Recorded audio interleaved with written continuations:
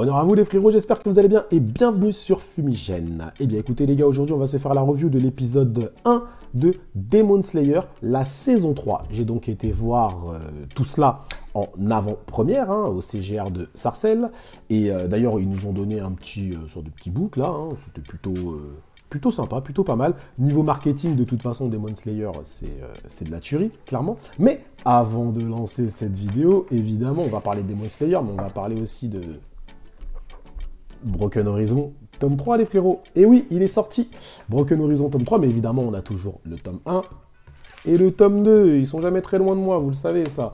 N'hésitez pas, vous venez me check en zone commentaire, sur Insta, je vous mets le lien. Voilà, Fumi, tac tac, je veux mon tome. Et moi, je vous l'envoie comme d'habitude. Pensez bien à liker, commenter, partager cette vidéo, s'il vous plaît. Ça permet à cette toute petite chaîne, cette minuscule chaîne de monter dans la YouTube sphère. Donc, en tout cas, Demon Slayer, épisode 1, saison 3. Déjà, sur le concept même de mettre du Demon Slayer au cinéma, alors juste un épisode, il y a beaucoup de personnes qui ont pesté, qui ont dit « Ouais, mais t'as vu, finalement, c'est qu'un épisode, quoi. Tu vois, c'est pas grand-chose. » Et je suis d'accord et je suis pas d'accord. Alors, je suis d'accord dans le sens où, oui, l'épisode 10 et 11, lorsqu'ils ont été diffusés dans le cinéma, je vous avoue que c'était pas la folie. Pourtant, ce sont des épisodes qui sont incroyables, mais tout le monde les avait déjà vus. Donc l'ambiance dans le cinéma n'était pas extraordinaire, faut dire la vérité. Même si, visuellement, c'était incroyable, je vais pas vous mentir. Visuellement, waouh, tu prends une claque, Et vu que ça faisait un petit moment que je les avais pas vus, c'était quand même sympathique, franchement. Quand tu aimes la série, en tout cas, c'est sympathique. Et l'épisode 1 de la saison 3, il est juste incroyable. Non mais je vous le dis, ceux qui n'ont pas vu l'épisode, et je pense qu'il y en a beaucoup, parce qu'il y en a beaucoup qui attendent au mois d'avril, vous allez kiffer. L'animation, elle est incroyable. Mais vraiment incroyable. Les plans et tout, enfin bref, on va en parler tranquillement. Mais voilà, déjà sur le concept, je trouve que c'est très intelligent. Faut pas mentir, c'est très intelligent. Crunchyroll, je pense que c'est eux qui sont derrière tout ça. Et au niveau marketing, franchement, c'est un bon coup. C'est un bon coup. Déjà, les salles étaient blindées. Clairement, les salles étaient clairement blindées. Et voilà, et quand tu aimes la série Demon Slayer, tu y vas, c'est un épisode, c'est une expérience Demon Slayer. Je peux comprendre, entre guillemets, ceux qui disent ouais, c'est juste un épisode, je peux le comprendre, évidemment. Il y en a eu beaucoup, J'en ai eu beaucoup, des frérots à moi qui sont morts, qui m'ont dit ouais, c'est quoi, c'est juste un épisode, tu vas juste pour voir un épisode et tout au cinéma, machin. Oui, je comprends, mais Demon Slayer, c'est une expérience au cinéma, faut dire la vérité. Quand tu as vu Demon Slayer au cinéma, tu as vu Le Train de l'Infini, etc., tu sais à quel point c'est une dinguerie. C'est une dinguerie, on peut pas le dire autrement. L'animation est tellement incroyable que rien que pour ça, tu y vas. Tu y vas clairement et simplement. Bref, donc épisode 1 de la saison 3. Donc déjà on débute sur les lunes qui vont discuter avec Kibutsuji Muzan, de Michael Jackson de Demon Slayer. Et il est vénère, il a perdu une lune et tout, la numéro 6. Et finalement on va en apprendre un peu plus sur tous ces démons. Et oui, on va voir toutes les lunes. On va voir toutes les lunes, et notamment la une, on reviendra un peu dessus, j'ai des théories dessus, mais bref. Et on reverra Akaza, celui qui a tué Rengoku, il me semble. Et donc, ce qui est intéressant avec le personnage de Akaza, c'est que j'ai l'impression que, vous savez, c'est un peu comme Grimmjow dans Bleach. C'est-à-dire qu'on sait qu'il y a plus fort que lui. On sait, on a vu la lune 2 et la lune 1 qui semblent beaucoup plus fortes que lui, beaucoup plus fortes que lui. Mais on sait que Akaza, je pense, il va nous offrir un combat de ouf avec Tanjiro. Je pense que le combat Akaza-Tanjiro va être une dinguerie. C'est-à-dire qu'on sait qu'il est très fort, mais on sait que c'est pas lui le plus fort. Mais c'est centré sur lui. Je veux dire, cette réunion de lune était très centrée autour d'Akaza, ses réactions, son énervement, etc. Mais on sait qu'il y a plus puissant que lui. On le sait. Donc je pense que le combat Akaza et Tanjiro va être stratosphérique. Du moins, je l'espère. En tout cas, on va voir toutes les lunes. Et finalement, c'est la lune 4 et la lune 5 qui vont, à mon avis, entrer en jeu dans cette...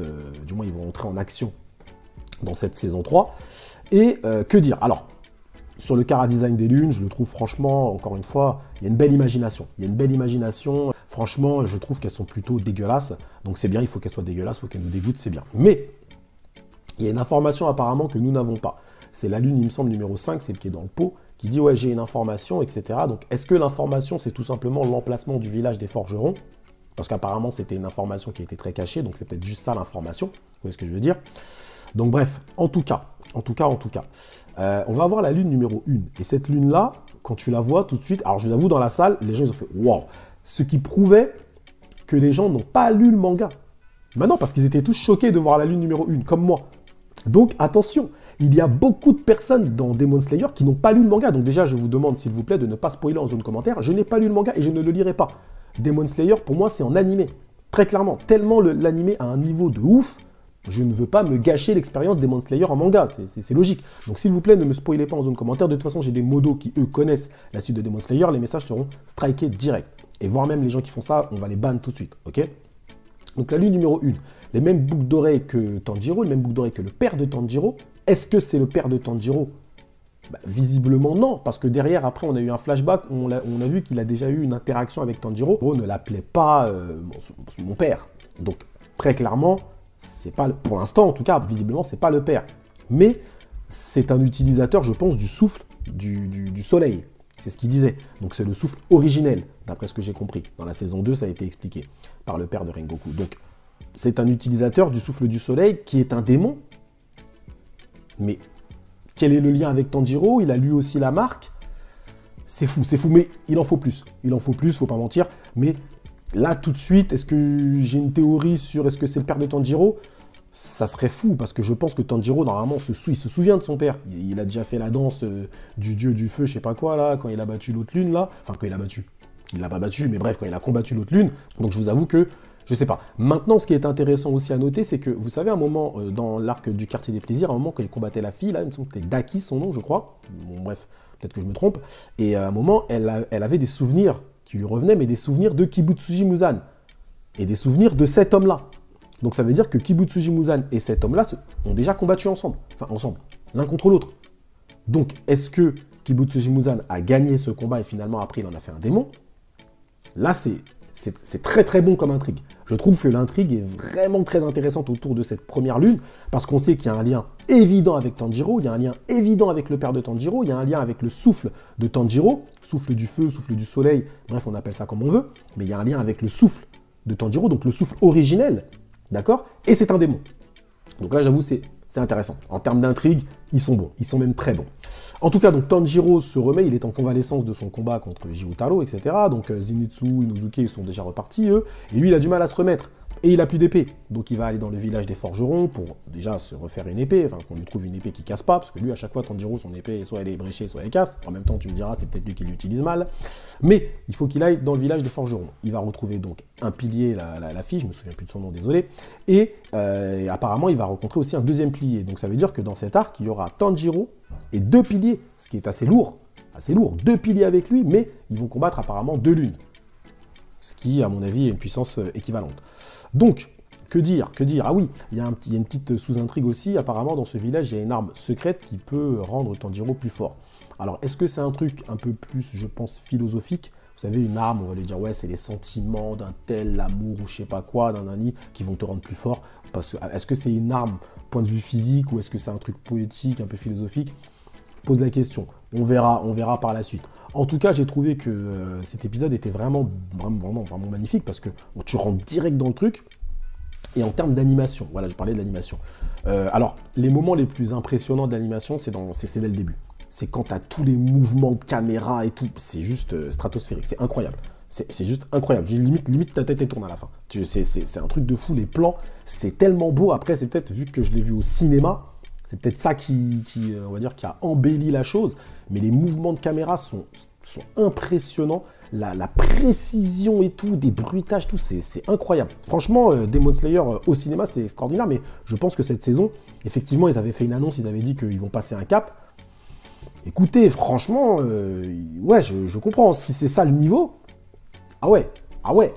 En tout cas, c'est vraiment du lourd. Hein. C'est vraiment du lourd. Toujours ce petit humour aussi à la Demon Slayer que tu apprécies, hein. Surtout avec Inosuke qui fait rigoler tout le monde dans la salle, faut pas mentir, même Zenitsu, tout ça. Donc franchement, ça aussi, c'est très, très agréable. Donc un premier épisode qui introduit déjà donc, deux piliers, désolé, je me souviens plus de leur nom, mais je vous mettrai évidemment les images, et à mon avis aussi 2 lunes. Donc ça va être assez lourd. Un Tanjiro qui est dans le village des forgerons, qui va donc devoir lui aussi progresser, et déjà, il va déjà aussi il doit se remettre en forme, parce que il est encore un peu fatigué, le petit Tanjiro, il doit retrouver une épée aussi. Pour l'instant, il n'a toujours pas d'épée, celui-là, il faut une épée. Et le mystère autour de la lune, la première lune, là, ça c'est incroyable. Ça c'est incroyable aussi, parce que franchement, c'est litigieux, c'est nuancé, tu sais pas en fait. C'est fou, hein, mais je pense qu'au fur et à mesure de cette saison, mes théories vont fuser. En tout cas, voilà pour mon retour sur cette avant-première de Demon Slayer. Excellent, épisode 1, lourd, je vous le dis clairement. Ça va arriver en avril. À mon avis, on n'est pas prêt. Du moins pour les Anime Only, quelques mois. Ceux qui ont déjà lu le manga, je pense évidemment que vous C'est un plaisir qui est différent, évidemment, parce que voilà, vous voulez juste voir l'adaptation en animé. Mais ceux qui ne connaissent pas comme moi, ben, on va découvrir petit à petit.